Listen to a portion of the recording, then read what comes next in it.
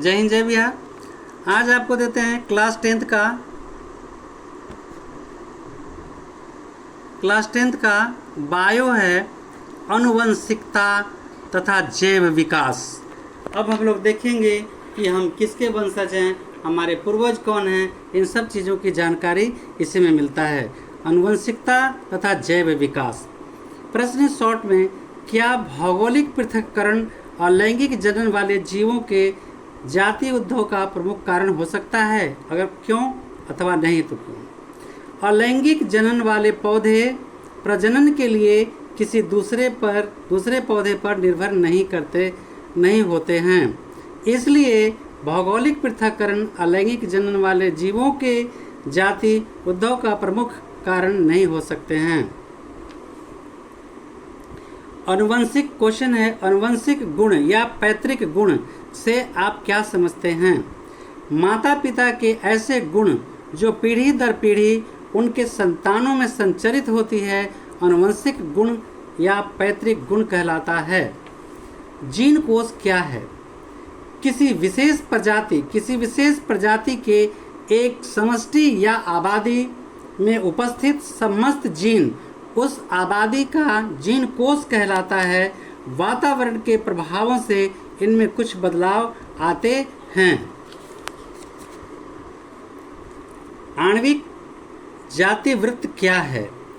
मानव सहित विभिन्न जीवों के पूर्वजों को खोज उनके डीएनए में हुए परिवर्तन का अध्ययन कर किया जा सकता है। मानव सहित विभिन्न जीवों के पूर्वजों की खोज उनके डीएनए में हुए परिवर्तन का अध्ययन कर किया जा सकता है। डीएनए में परिवर्तन का अर्थ उसे प्रोटीन अनुक्रम में परिवर्तन से है। डीएनए अनुक्रम के तुलनात्मक अध्ययन द्वारा किसी जीव के पूर्वजों की खोज आणविक जातिवृत्त कहलाती है। अगला क्वेश्चन, मेंडल ने किस प्रकार सिद्ध किया कि प्रभावी लक्षण अप्रभावी लक्षण को समाप्त नहीं है? मेंडल ने किस प्रकार या लक्षण को समाप्त नहीं कर सकता है? मेंडल ने मटर के लंबे तथा बौने पौधे के बीच जब परागण कराकर F1 पीढ़ी विकसित किया, तब सभी पौधे लंबे दिखाई पड़े, परंतु F1 पौधों के बीच स्वपरागण कराने पर लंबे एवं बौने पौधे का अनुपात 3:1 F2 पीढ़ी में पाया गया। इस प्रयोग से मेंडल ने निष्कर्ष निकाला कि अप्रभावी गुण में न तो कोई बदलाव आता है और न ही ऐसा गुण समाप्त हो जाता है। प्रश्न है, जैव विकास तथा वर्गीकरण का अध्ययन क्षेत्र किस प्रकार परस्पर संबंधित है? पदानुक्रम में जीवों के वर्गीकरण का आधार उनके गुणों में समानताएं एवं असमानताएं होती है। वर्गीकरण से यह स्पष्ट पता चलता है कि जैविक विकास के आधार पर जीवों के विभिन्न वर्गीकृत समूह एक दूसरे से किस प्रकार संबंधित होते हैं। अतः जीवों का वर्गीकरण उनके विकास के संबंधों का प्रतिबिंब होता है। इसलिए जैव विकास तथा वर्गीकरण का अध्ययन क्षेत्र परस्पर संबंधित है। आगे है, वे कौन से कारण हैं जो नई स्पीशीज के उद्भव में व्याप्त है?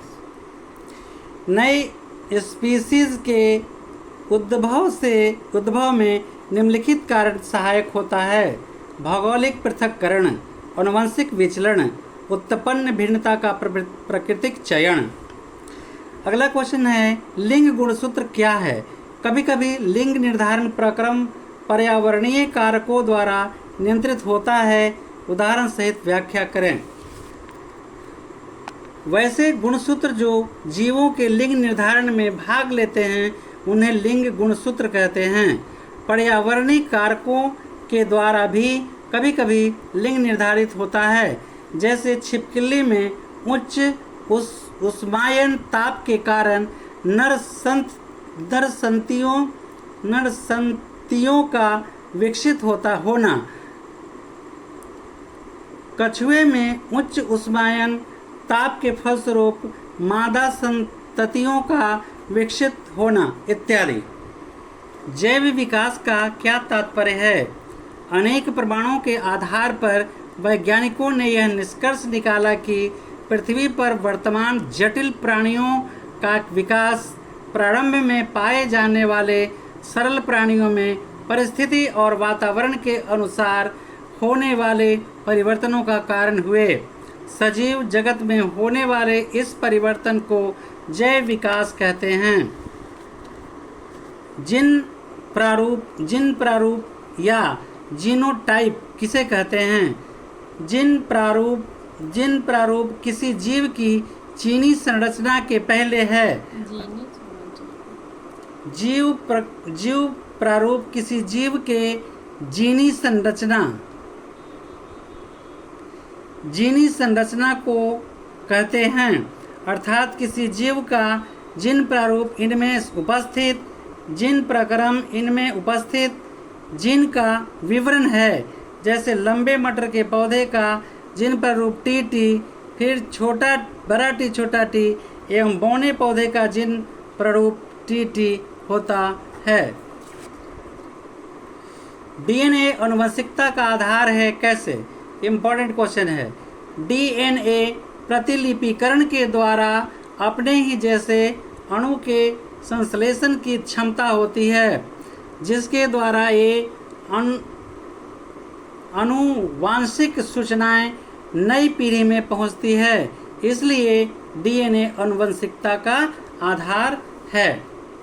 आनुवंशिक एवं विभिन्नता में क्या अंतर है? एक पीढ़ी से दूसरी पीढ़ी में जीवों में मूल लक्षणों का संचरण आनुवंशिकता कहलाता है।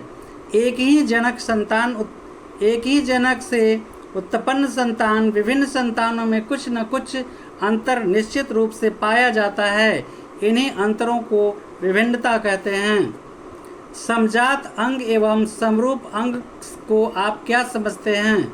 विभिन्न वातावरण में रहने वाले जंतुओं के ऐसे अंग जो संरचना एवं उत्पत्ति की दृष्टिकोण से एक समान होते हुए भी कार्य में भिन्न भिन्न रूप होते हैं, उन्हें समजात अंग कहते हैं।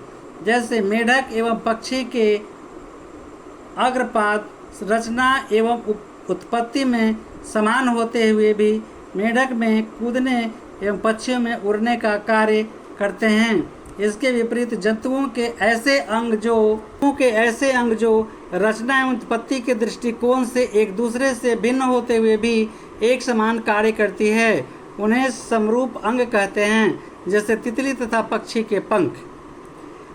अगला क्वेश्चन है, लामार्क के जैव विकास सिद्धांत से आप क्या समझते हैं? फ्रांसीसी प्रकृति वैज्ञानिक लामार्क का जैव विकास सिद्धांत निम्नलिखित तथ्यों पर आधारित है। नंबर 1 में है वातावरण का सीधा प्रभाव। जीवों के संरचना, कायिकी एवं उनके व्यवहार पर वातावरण का परिवर्तन होते हैं। अगला है अंगों के उपयोग एवं अनुप्रयोग। अंगों के कम या अधिक उपयोग के कारण भी जंतु के शरीर में परिवर्तन होता है। नंबर 3 में है उपार्जित लक्षणों की वंशागति। ऐसे उपार्जित लक्षण एक पीढ़ी से दूसरी पीढ़ी में प्रजनन के द्वारा चले जाते हैं। अगला क्वेश्चन है, जीवाश्म क्या है? वे जैव विकास प्रक्रम के विषय में क्या दर्शाते हैं?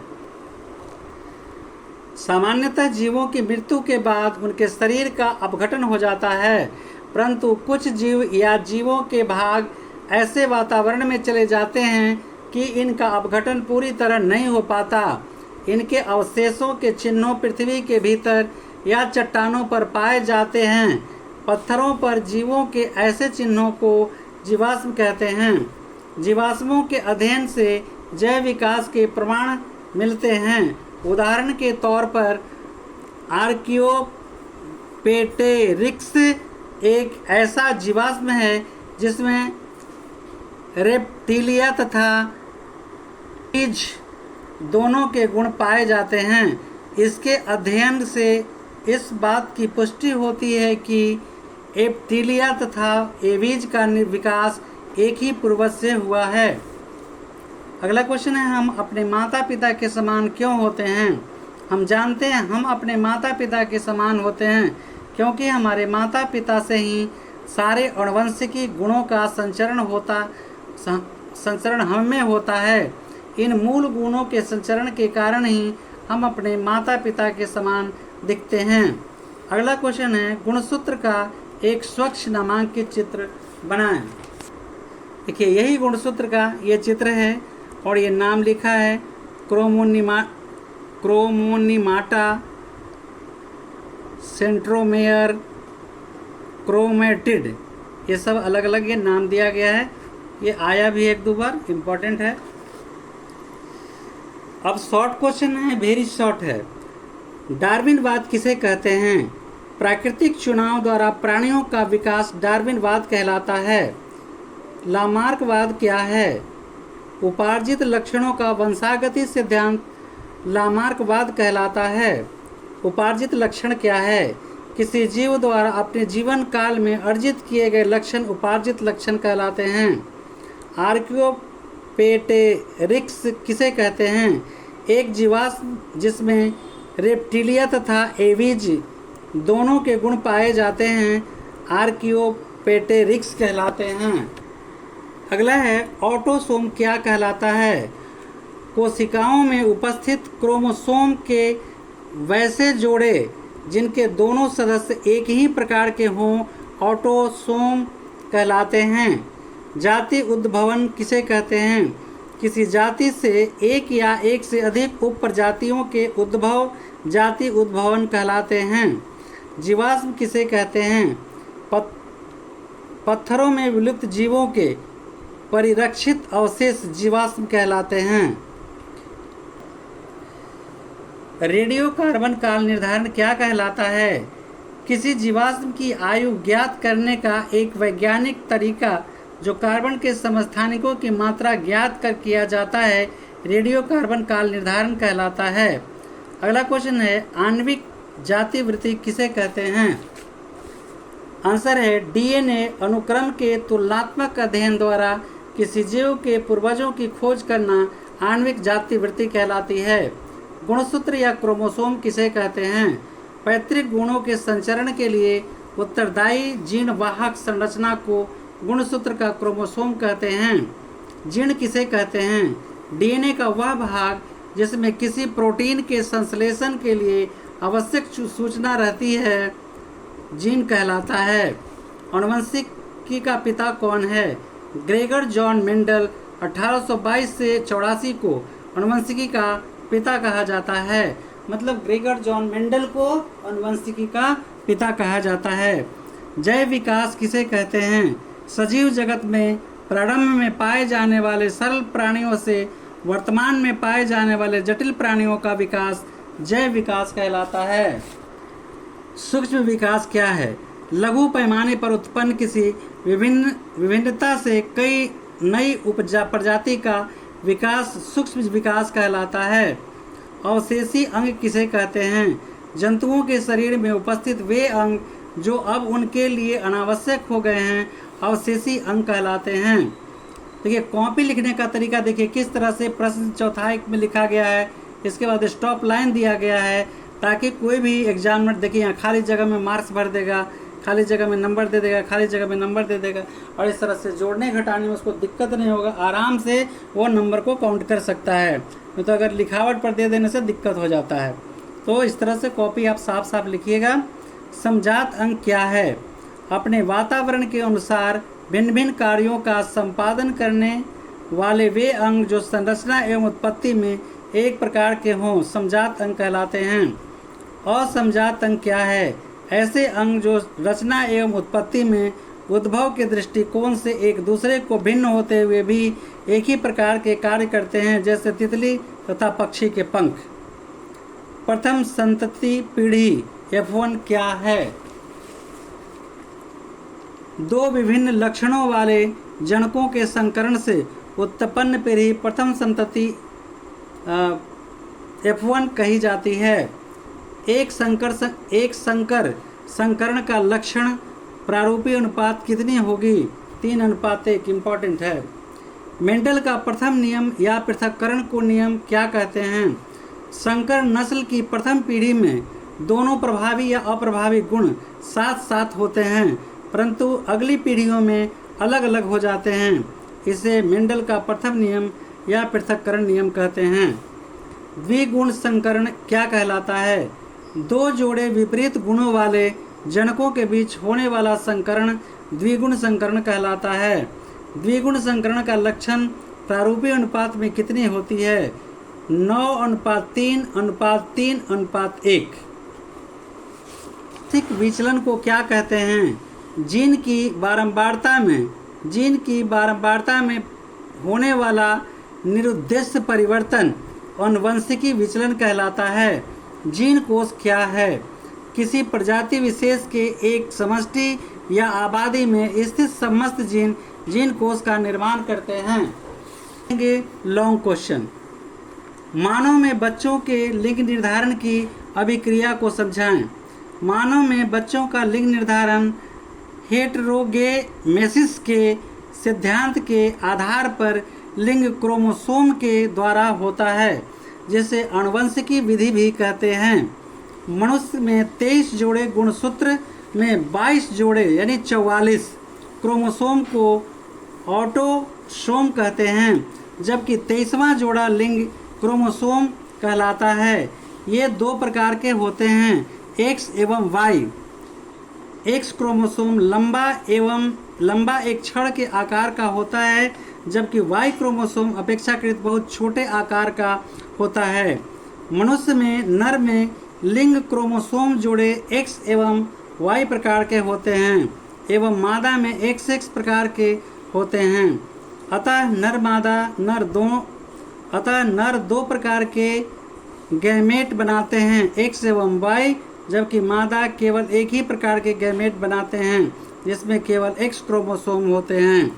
इस प्रकार मानक नर हेटेरोगैमेटिक एवं मादा होमोगैमेटिक कहलाती है। चित्रानुसार X क्रोमोसोम वाले नर युग्मक को निषेचन के बाद बना युग्मनज मादा बच्चे में विकसित होता है और Y क्रोमोसोम वाला नर युग्मक मादा युग्मक से निषेचन के बाद नर बच्चे में विकसित हो जाता है।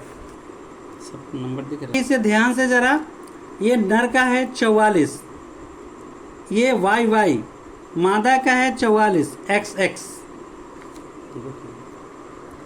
देखिए यही चित्र है इसका। पुरुष का है 44 प्लस में XY और स्त्री का है 44 XX। तो पुरुष में XY होता है और स्त्री में XX होता है। यहाँ से एक लेते हैं युग्मक 22 यानी X और एक यहाँ देखिए अलग अलग, फिर यहाँ 22 यहाँ 22। अब कैसे कैसे इसको मिलान करना है? अगर यहाँ से एक युग्मक X लेते हैं, यहाँ से एक युग्मक X लेते हैं तो XX देखिए मादा हो जाएगा। इसके बाद यहाँ से X युग्मक X लेते हैं और एक कहाँ से आया? X यहाँ से आया तो ये मादा हो गया। अब यहाँ से देखिए एक यहाँ से आया, एक यहाँ से आया XY, ये नर हो गया। फिर एक यहाँ से आया Y, एक यहाँ से आया X, ये नर हो गया। तो इस तरह से स्त्री या पुरुष का जन्म लेना, लड़का या लड़की का जन्म लेना पुरुष पर निर्भर करता है। स्त्रियों का इसमें कोई दोष नहीं होता है। जो भी दिक्कतें होती है वो पुरुष से ही होता है। ये बात आप लोग अच्छी तरह से समझ लीजिए।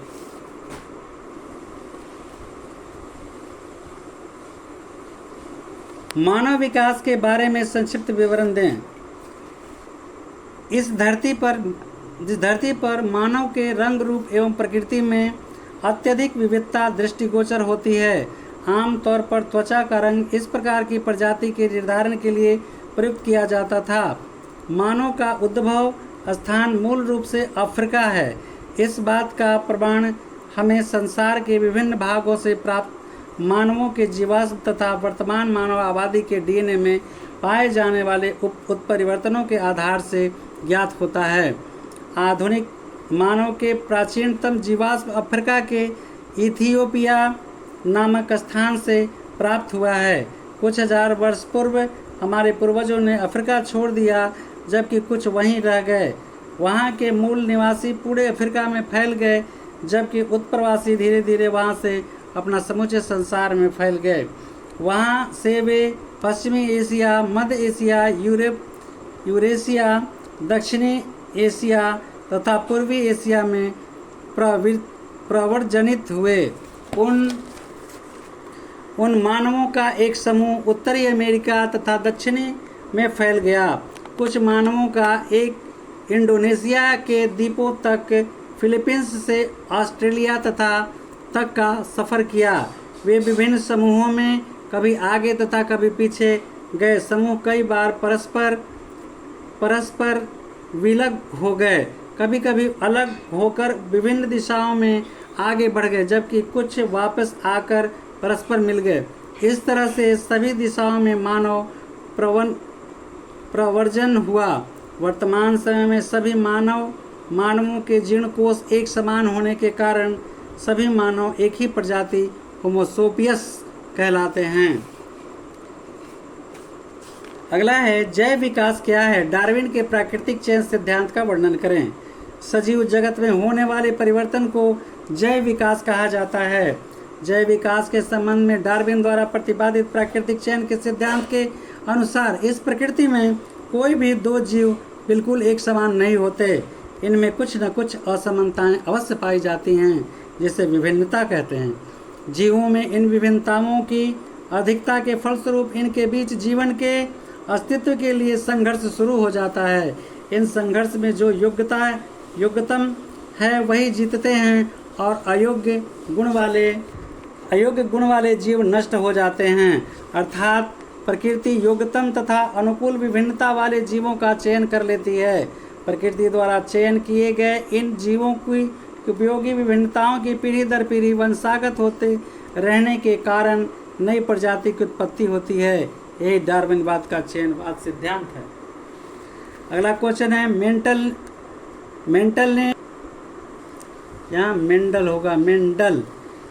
ने मटर के पौधे पर प्रभावी एवं अप्रभावी गुणों को कैसे समझाया।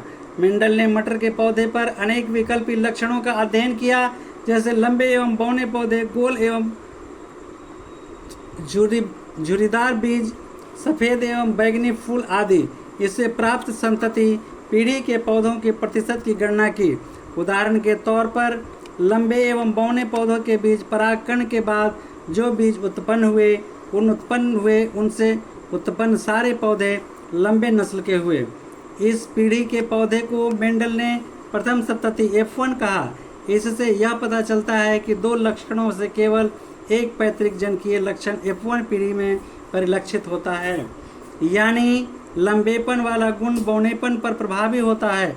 अतः बौनेपन का गुण मौजूद होने के बावजूद पौधे में ही हुए अब F1 पीढ़ी के पौधे के बीच स्वपरागकण कराकर F2 पीढ़ी तैयार की गई।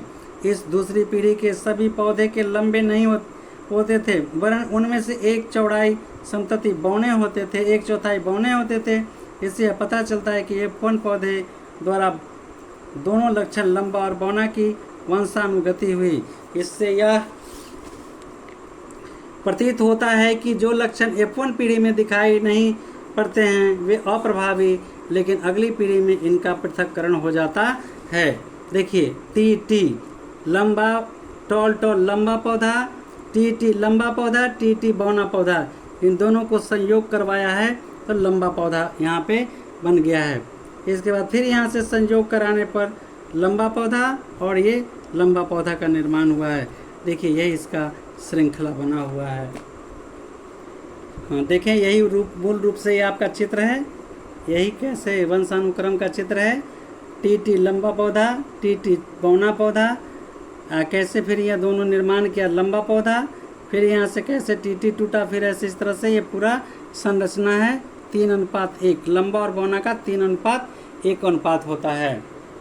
अनुवंशिकी लेसन आपका ख़त्म हुआ। ध्यान से इसे पढ़ेंगे। इसमें से बहुत सारे क्वेश्चन हैं, जैसे डीएनए अनुवंशिकता का आधार कैसे है, हम अपने माता पिता के तरह क्यों होते हैं। तो ये वंश का जो अनुवंशिकी इसमें जो समझाया गया है उसे ध्यानपूर्वक पढ़ेंगे और बहुत इंपॉर्टेंट है ये लेसन। इससे एक सवाल जरूर आता है। जय हिंद जय बिहार। बहुत सारी शुभकामनाएं। आज सब मन लगा करके पढ़ाई करें।